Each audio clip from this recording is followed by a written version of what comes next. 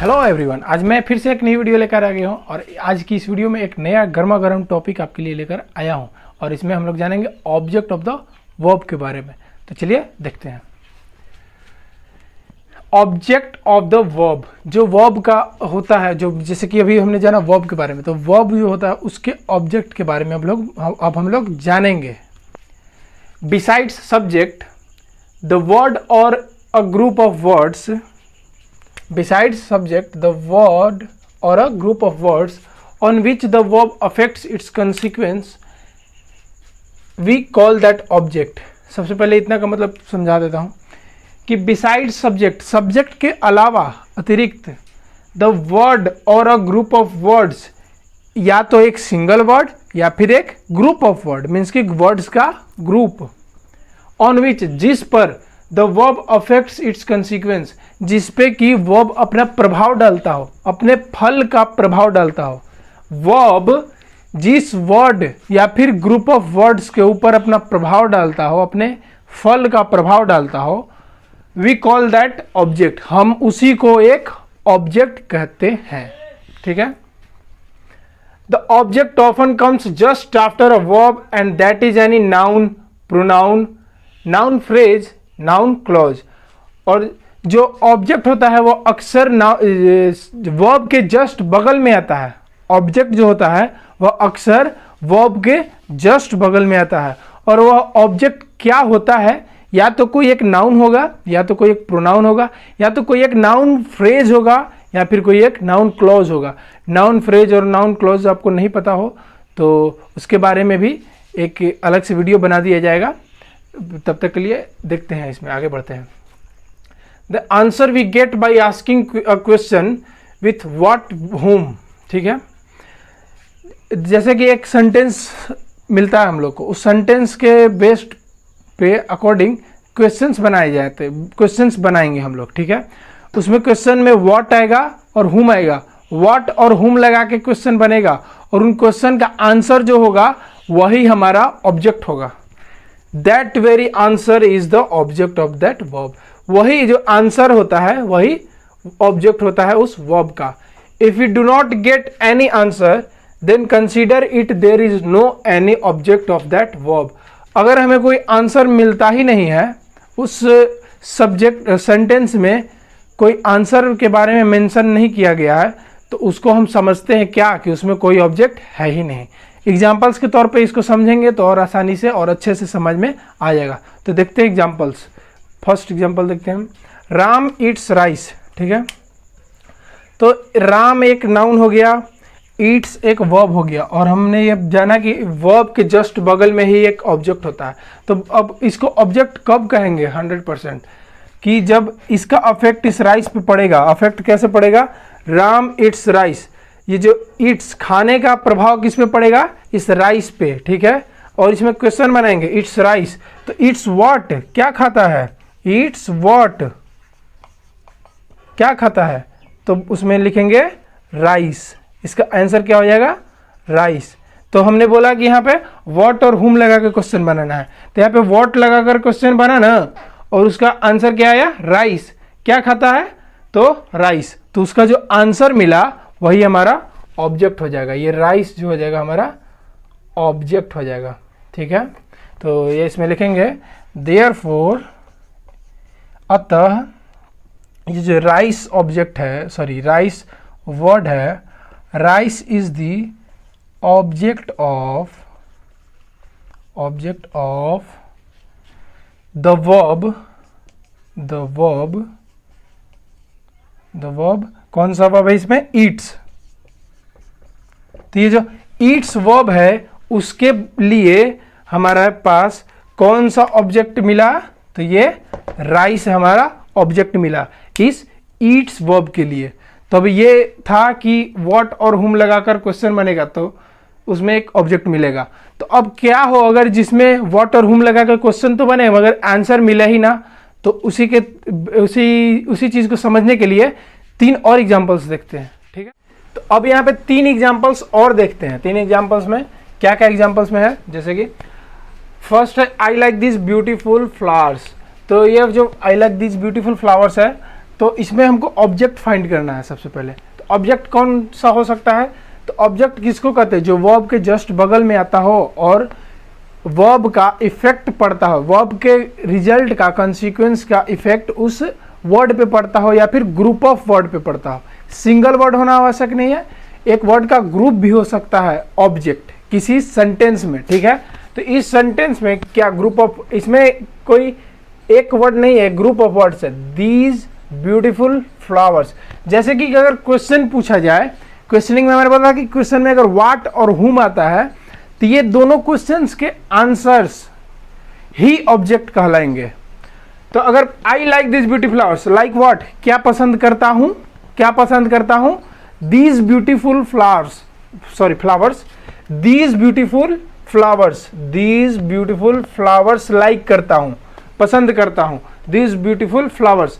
तो यही हमारा ऑब्जेक्ट हो जाएगा, ऑब्जेक्ट ऑफ द वर्ब। किस वर्ब का? तो ये जो लाइक वर्ब है इसका ऑब्जेक्ट हो जाएगा these beautiful flowers.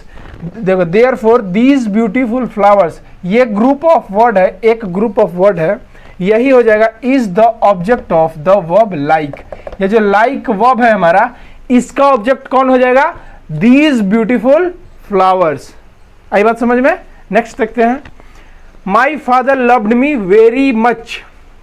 My father loved, ये वर्ब है, वर्ब के जस्ट बगल में कोई वर्ड है? हाँ, ये वर्ड है। तो क्वेश्चनिंग करते हैं, my father loved me, loved home, loved home, किसको प्यार करते हैं, किसको? सिर्फ क्वेश्चनिंग में सिर्फ दो ही वर्ड आ सकते हैं, या तो व्हाट या फिर होम। हाउ मच ये सब कुछ नहीं आएगा, सिर्फ व्हाट और हुम। तो यही दोनों में से। तो लव्ड होम, किसको प्यार करते हैं? तो मुझे, यानी कि मी। ये जो मी हमारा वर्ड है, यही क्या हो जाएगा? हमारा ऑब्जेक्ट हो जाएगा।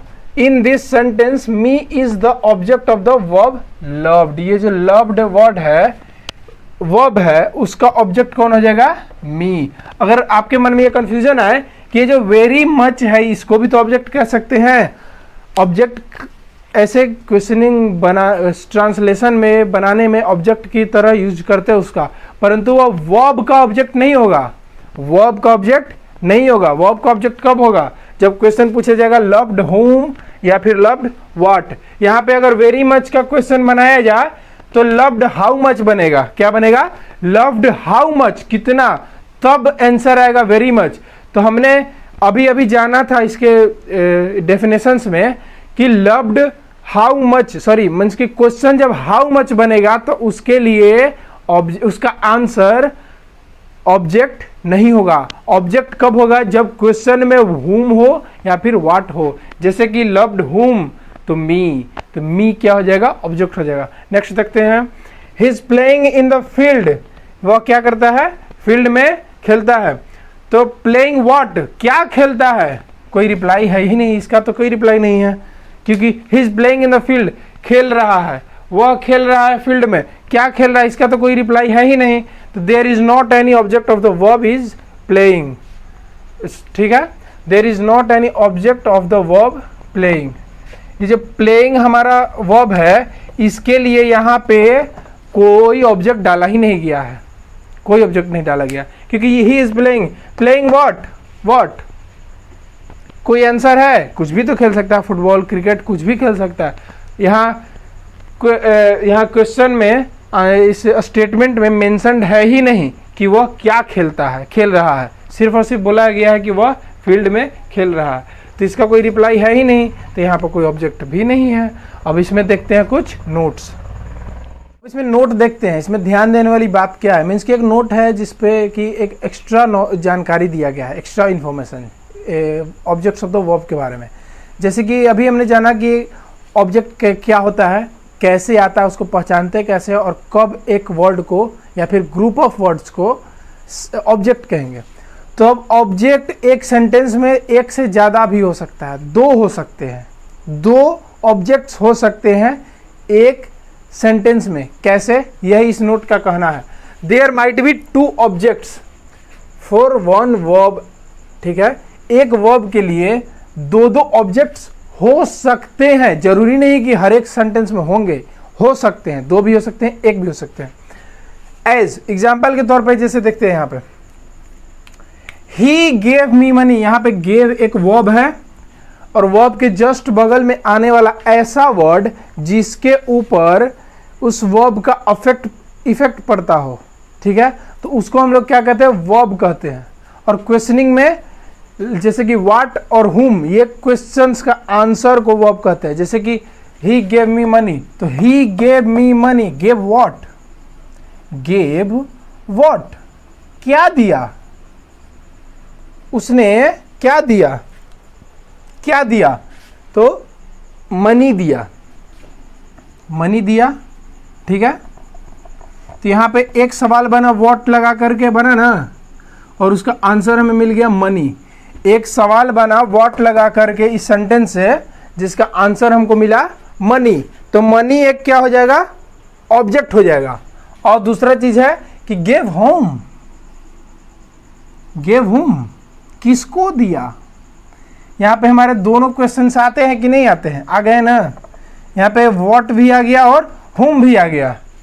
कितना, कैसे, ये सब नहीं है इसमें, सिर्फ और सिर्फ क्या दिया और किसको दिया, गेव होम, तो मी, गेव होम तो मी, मुझे दिया, उसने किसे दिया, तो मुझे दिया। यहाँ पे मनी और मी दोनों वर्ड्स एक एक अलग अलग ऑब्जेक्ट्स हो जाएंगे, ठीक है। और इसमें जो वर्ब के जस्ट बगल में आया है मी, ये हो जाएगा direct verb, sorry direct object, ये हो जाएगा डायरेक्ट ऑब्जेक्ट, डायरेक्ट ऑब्जेक्ट। और ये जो मनी आया है, मनी, वो वर्ब के जस्ट बगल में तो नहीं है, बट जो हमारा डायरेक्ट ऑब्जेक्ट है उसके बगल में है, तो उसको बोलेंगे हम लोग इनडायरेक्ट ऑब्जेक्ट। क्या बोलेंगे, इनडायरेक्ट ऑब्जेक्ट, ठीक है। तो यही था बस इस वीडियो में ऑब्जेक्ट ऑफ वर्ब के बारे में, उसके कुछ नोट्स थे, उसके डेफिनेशंस हो गए, ठीक है, और उसके बारे में हमने जान लिया, हर एक चीज़ जानकारी प्राप्त हो कर लिया, उसको पहचानते कैसे हैं, उसका यूज़ कैसे किया जाता है, ये भी हमने जान लिया। तो मिलते हैं एक नेक्स्ट वीडियो में एक नए टॉपिक के साथ, या फिर हो सकता है इसी पे बेस्ड कुछ क्वेश्चंस भी मिल सकते हैं नेक्स्ट वीडियो में। So till then stay tuned with us and देखो, सोचो, पूछो और सीखो।